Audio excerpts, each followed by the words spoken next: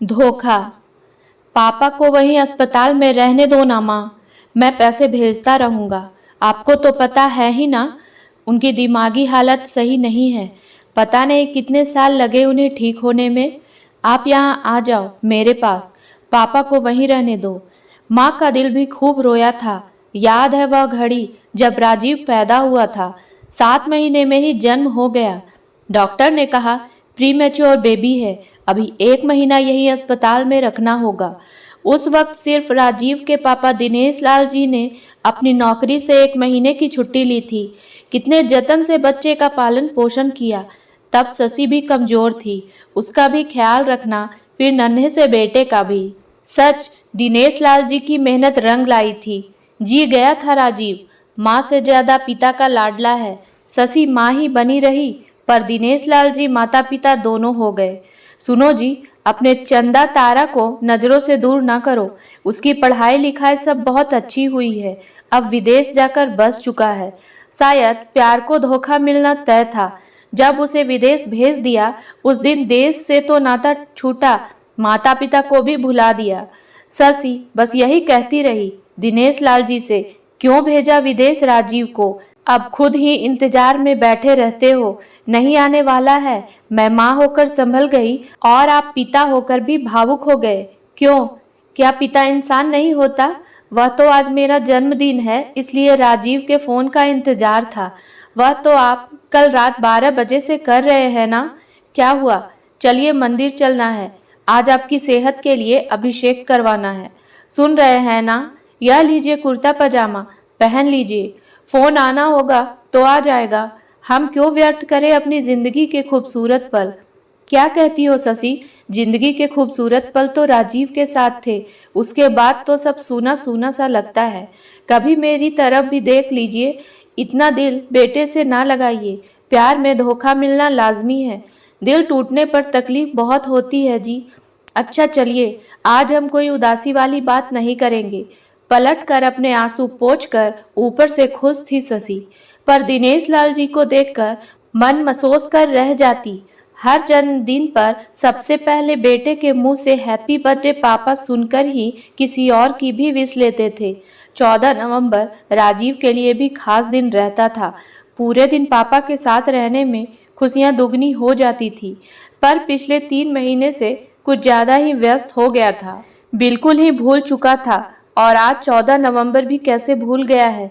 अचानक दिनेश लाल जी की तबीयत खराब होने लगी। डॉक्टर विनोद को फोन लगाया।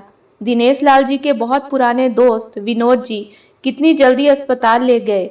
विनोद समझ गए थे पक्षाघात हुआ है, शरीर के बाएं हिस्से में, फेस पर कम था, पर अभी आईसीयू में रहना होगा।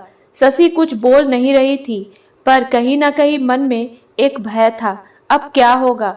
बेटे को फोन लगाया, सब बता दिया। 2 दिन बाद राजीव अस्पताल में ही आया। बिल्कुल चुप थे दिनेश लाल जी, एक शब्द भी नहीं निकले उनके मुंह से। गम, प्यार और धोखा महसूस कर रहे थे। जो आंखें बेटे को देखने को बेचैन थे, बातें खत्म ना होती थी दोनों की। आज कुछ ना बोले। पूरे टाइम शशि ही बकबक करती रही, आपको विदेश ले चलेंगे, वहीं सब इलाज हो जाएगा, देखना आप तुरंत अच्छे हो जाएंगे। आप चिंता मत करो पापा, सब ठीक हो जाएगा। तब भी कुछ ना बोले। उनके ना बोलने से डर जाती थी शशि। दिन बीते, राजीव चला गया। जाते जाते बोल गया कि वहां जाकर आप लोगों का वीजा भेजता हूँ, आप लोग वहीं आ जाना। पर बहुत दिनों तक उसका कोई जवाब नहीं आया और ना ही कोई वीजा। मन निराश था, इंतजार था बेटे का। इजी चेयर पर बरामदे में बैठे बैठे शाम हो जाती, पर दिनेश लाल जी कुछ ना बोलते। शशि अब टूट चुकी थी। आज खूब रोई। आप बोलते क्यों नहीं है, मेरी क्या गलती है, क्या किया मैंने। दुख सिर्फ आपको हुआ है। जीवन के इस पल में जहां हम दोनों के आराम के पल आए, थोड़ा समय साथ बिता पाते, तो आप बिल्कुल चुप से हो गए। आपकी जिंदगी में सिर्फ राजीव ही है, मैं कुछ नहीं। इतना बोलकर शशि उनकी गोद में सिर रखकर देर तक रोती रही। आज थोड़ा सा हाथ उठाकर धीरे धीरे दिनेश लाल जी ने शशि के सर पर रखा। रोती हुई शशि खुशी से झूम उठी। आपका हाथ तो उठने लगा, देखिए बस अब थोड़ा सा और ध्यान दीजिए, थोड़ा सा बस खुद में जीने की चाह जगाइए। अपने लिए ना सही तो मेरे लिए ही कुछ ना बोले दिनेश लाल जी। पर आंखों से 2 बूंद आंसू शशि के गालों पर ढलकी। मन में विश्वास था कि अब सब ठीक हो जाएगा। शाम को राजीव का फोन आया था, कितने दिनों बाद। माँ, मैं शादी कर रहा हूँ, आप लोग अभी नहीं आ सकते इसलिए बता रहा हूँ। आप लोगों की फिक्र लगी रहती है। कुछ पैसे भेज रहा हूँ, अब से शायद पैसे ना भेज पाऊँ क्योंकि मेरी भी फैमिली बढ़ रही है। बस बाद में बात करूँगा। व्हाट्सएप पर फोटो भेजा है जेसिका की, आप देख लेना। कुछ ना बोल पाई शशि, बस एक ख्याल रुला गया। कहाँ गलती हो गई राजीव की परवरिश में? क्या प्यार के रंग फीके हो गए? जो जान है उन्हीं की, वह जान लेने पर तुला है। हे ईश्वर, अब दिनेश लाल जी से क्या कहूँ। 3-4 दिन बाद दिनेश लाल जी को बताया कि बेटे ने शादी कर ली है, यह है आपकी बहू। पर उनका कोई रिएक्शन ना देखकर थोड़ा घबरा गई। हुआ भी वही जिसका डर था। रात को बिस्तर पर बेहोश से दिनेश लाल जी को देखकर डॉक्टर को बुलाया। डॉक्टर विनोद ने कहा, भाभी, सदमा गहरा लगा है, हो सकता है दिमाग पर कुछ असर हो। अब तो दिनेश लाल जी किसी को पहचान भी नहीं रहे थे।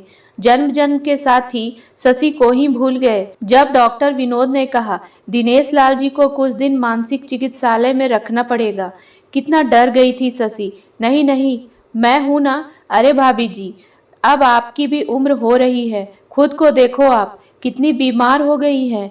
वहाँ प्रॉपर केयर से दिनेश जल्दी ठीक हो जाएगा ना। डोंट वरी, मैं हूं ना। छलकते नैनों से विदा किया अपने प्यार को। आखिर हार गई शशि, भेज दिया। पर अब वह क्या करे, दिन भर उनकी चेयर से बात करती रहती। सुनिए ना, चाय लीजिए। यह पापड़ तो आपने खाए ही नहीं, राजीव के लिए दूसरा लाती हूँ, आप तो खाइए। खुद को भी भूल गई, ना खाने की सुध ना सोने की। डॉक्टर विनोद ने इनका ऐसा हालत देखकर फोन किया राजीव को। क्या किया तुमने? तुम्हारे इंतजार में भाई भाभी दोनों बीमार हो गए। क्या माता पिता के निस्वार्थ प्रेम का यही सिला दिया तुमने? आ जाओ वरना दोनों अस्पताल में मिलेंगे। उनके अक्स में सूरत तुम्हारी रहती है, उसी की ही सजा मिली है। राजीव का इंतजार रहा शशि को, पर वह नहीं आया। बस पैसे भेजकर अपना फर्ज अदा किया। आज माँ को फोन किया था तो राजीव के मुंह से यह बातें सुनकर अवाक रह गई थी शशि।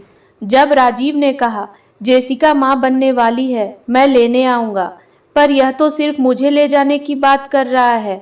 बस इतना ही समझ पाई थी शशि। राजीव आ गया था, माँ से गले मिलने आगे बढ़ा ही था कि शशि ने हाथ पकड़ लिया। कौन हो आप? माफ करना, पहचान ना पाई। माँ, क्या कह रही हो? हंसते हुए राजीव ने कहा। अच्छा लगा जो आपने मुझे माँ कहा, मुझे याद नहीं यह सब, काश कुछ अरसे पहले कहा होता। अरे अरे, माफ करना, मेरे पति आवाज लगा रहे हैं, सॉरी। राजीव माँ माँ करता रहा। शशि आंचल को समेटकर जल्दी जल्दी अस्पताल की सीढ़ियां चढ़ने लगी। डरने लगी थी आंचल से उसका प्यार ना छलक जाए। विनोद को देखकर राजीव ने पूछा, अंकल, आपने तो कहा था पापा की हालत ठीक नहीं है, पर माँ? हाँ राजीव, वजह तुम हो। दोनों ही अब एक बीमारी से जूझ रहे हैं जिसका नाम प्यार, विश्वास और धोखा है।